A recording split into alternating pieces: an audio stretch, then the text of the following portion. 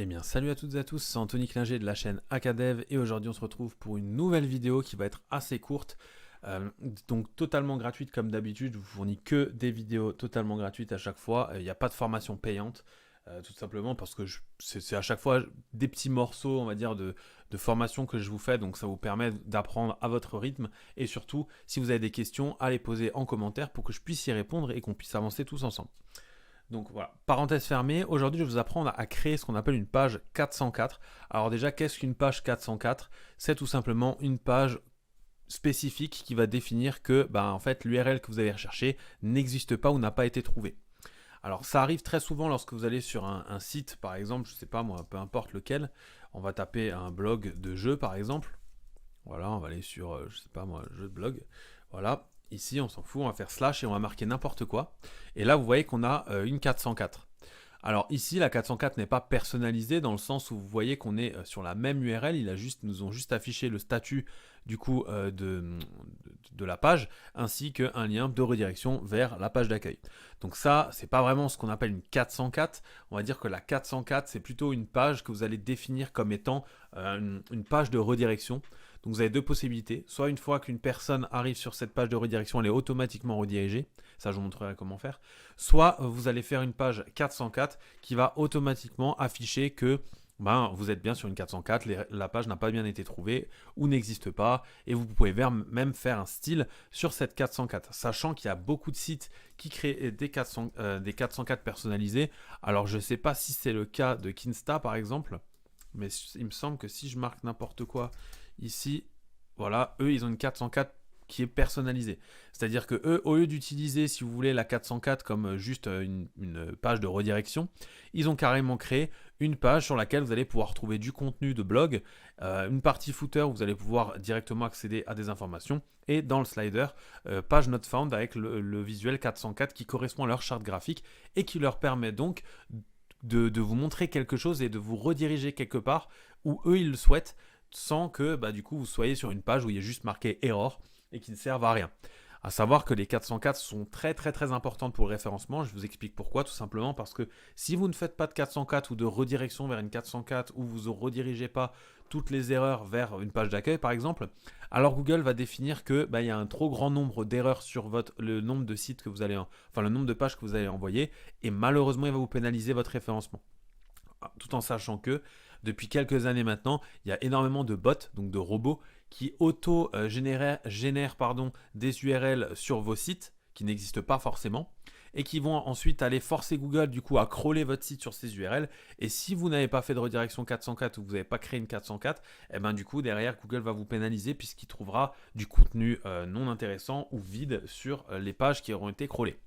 Voilà, on va fermer cette parenthèse, on va dire, sur la partie référencement, mais c'était au moins pour vous donner l'impact d'une 404 sur votre référencement et notamment sur l'expérience utilisateur.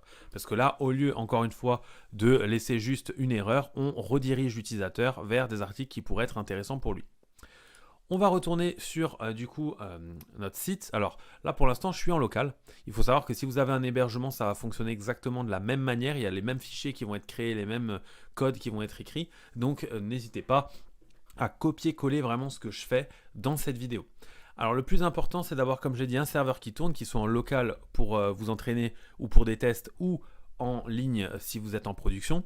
Moi en l'occurrence j'utilise MAMP pour avoir un serveur local, donc je me trouve dans mon htdocs à ce niveau là, donc sur localhost 8888 dans le dossier tuto. Vous, si vous êtes connecté en SSH, en SFTP ou en FTP directement sur votre dossier de votre site, normalement vous êtes pareil que moi. Si vous êtes dans public HTML ou dans 3W, vous êtes juste ici à la racine. Alors pourquoi c'est important, vous allez le voir juste après. Donc la première chose à faire, c'est qu'admettons qu'ici on est sur notre page d'accueil, donc sur mon index.php, que j'ai lié à un style.css où pour l'instant on n'a qu'une Google Font. Ici je pourrais avoir par exemple un H1 avec marqué accueil de mon site. Ok. Donc là vous voyez que d'ailleurs, c'est centré parce que j'avais un style défini ici avant. Donc ce qu'on va faire, c'est d'ailleurs ajouter un petit style sur notre page. Donc pour ça on va mettre un sans VH sur le body, un display flex, un align item center et un justify content center, ce qui va nous permettre de effectivement centrer, on va dire, notre contenu au milieu de la page. Donc là, admettons qu'on soit sur l'accueil de mon site.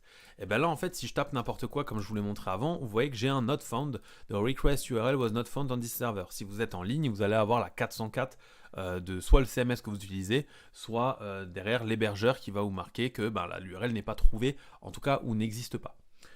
Pour corriger ça, on va avoir besoin de faire deux choses. La première, ça va être de définir une page qui sera notre 404.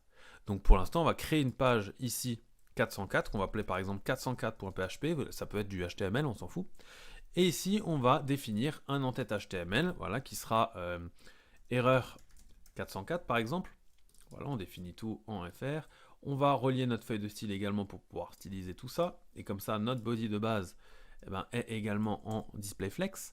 Et ici, ce qu'on va faire pour l'instant, c'est qu'on va mettre un H1 qui sera erreur 404. Ok, ce qui fait que maintenant, si je vais sur /tuto/404.php, je suis bien sur ma page d'erreur 404, qui, pour l'instant, j'en conviens, est inutile ou voire presque invisible vu qu'on n'a qu'un titre H1, mais en tout cas, pour l'instant, c'est juste vous montrer comment on va automatiquement rediriger les gens de ça à ça. Voilà, sachant que ce n'est pas une simple redirection, c'est vraiment de spécifier que quand il y a une erreur qui est de type 404, donc de statut 404, on va rediriger directement vers cette page HTML ou page PHP 404. Alors la première chose à faire, normalement si vous êtes en ligne, vous avez un serveur en ligne et que vous avez déjà quelque chose d'installé dessus, vous avez 99% de chance déjà d'avoir un fichier htaccess. Nous on n'en a pas et j'ai fait exprès de ne pas en avoir, comme ça je vous montre totalement la manip pour créer cette redirection.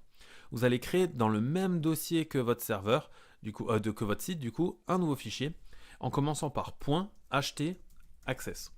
Et là-dedans, en fait, si vous ne connaissez pas ce fichier, vous allez pouvoir donner des règles Apache qui vont pouvoir être utilisées derrière, du coup, sur l'ensemble de votre serveur.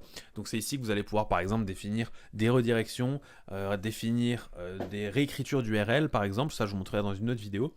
Et évidemment, des redirections d'erreurs, qui ne sont pas des redirections à proprement parler. Et énormément de choses, comme par exemple spécifier qu'un tel ou un tel n'a pas, cette IP ou cette IP n'a pas le droit de visiter le site, ou des choses comme ça. En général, on utilise le .htaccess pour éviter des attaques DDoS de certaines IP lorsqu'on en découvre. Voilà pour ce que c'est que l'htaccess en quelques mots. Mais je ferai une vidéo détaillée là-dessus parce que c'est quand même un fichier qui est souvent mal compris ou mal utilisé dans les sites web. Bref, on va donc écrire une seule ligne et c'est cette ligne qui va nous permettre de transiter de toutes les erreurs vers une page 404. C'est tout simplement error document avec un majuscule, voilà, espace 404, espace, et là vous allez mettre, si vous êtes en ligne à la même racine, on va dire que votre dossier, vous faites slash le nom de votre 404, donc 404.php. Si comme moi vous êtes en local, soit vous spécifiez l'URL comme c'est ici, voilà, comme ceci, soit vous allez chercher le chemin entier vers, par exemple, moi là-dedans, je suis sur ce chemin-là, voilà, application, MAMP, htdocs, etc. Et vous mettez 404, moi en l'occurrence, je vais utiliser l'URL puisqu'elle est déjà là. Vous enregistrez, on retourne sur l'accueil, et là vous avez deux possibilités. Soit ça va d'office fonctionner, soit il va falloir redémarrer votre serveur parce que vous avez fait une modification Apache, ce qui est souvent le cas. Moi, je vais tester sans. Il se peut que normalement ça devrait fonctionner. Je vais marquer n'importe quoi. Et voilà, je suis déjà redirigé vers ma 404.php. Si vous, c'est pas le cas, moi par exemple sur MAMP, ce que je ferai, c'est que je cliquerai sur Stop. Et une fois que c'est éteint, je cliquerai sur Play ou Restart pour restart le serveur. Si vous n'avez pas de changement effectif tout de suite, il se peut que soit vous ayez du cache serveur, soit comme dit qu'il faut redémarrer le serveur pour éviter tout ce genre de confusion, ce genre de problème. Alors, comme j'ai dit avant, ça c'est une redirection d'erreur et donc pas une redirection si vous voulez par exemple 301. Parce que les redirections 301, on va spécifier directement une URL, on ne va pas spécifier un statut. C'est-à-dire que là, on va spécifier que c'est uniquement pour les 404. Vous pouvez faire la même chose sur les 500 par exemple, ou sur des 501, 502, enfin bref, sur tous les codes d'erreur que vous voulez, sauf des codes qui sont corrects, 301, 200, 200 par exemple, des choses comme ça. Et je vous conseille d'ailleurs de ne pas vous aventurer trop loin dans le htaccess tant que vous n'êtes pas vraiment bien, on va dire, si vous avez un niveau débutant, il ne faut pas toucher trop au htaccess, sauf si vous avez vraiment quelqu'un qui est là pour vous aider derrière ou que vous avez la possibilité de vous corriger. Parce qu'un htaccess peut vite faire planter tout votre site. Donc c'est pour ça que j'insiste avant même de faire notamment les modifications en production, si vous avez le moyen de le faire en test, c'est-à-dire en développement chez vous, n'hésitez surtout pas, vous éviterez un tas de problèmes et surtout faites toujours des backups.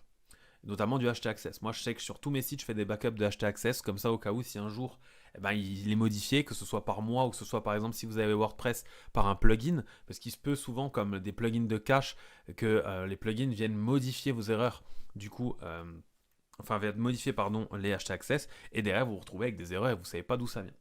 Donc voilà, j'espère que cette vidéo vous a plu. N'hésitez pas également à personnaliser ces pages 404. D'ailleurs, j'avais dit que je vous montrerai comment faire une redirection automatique.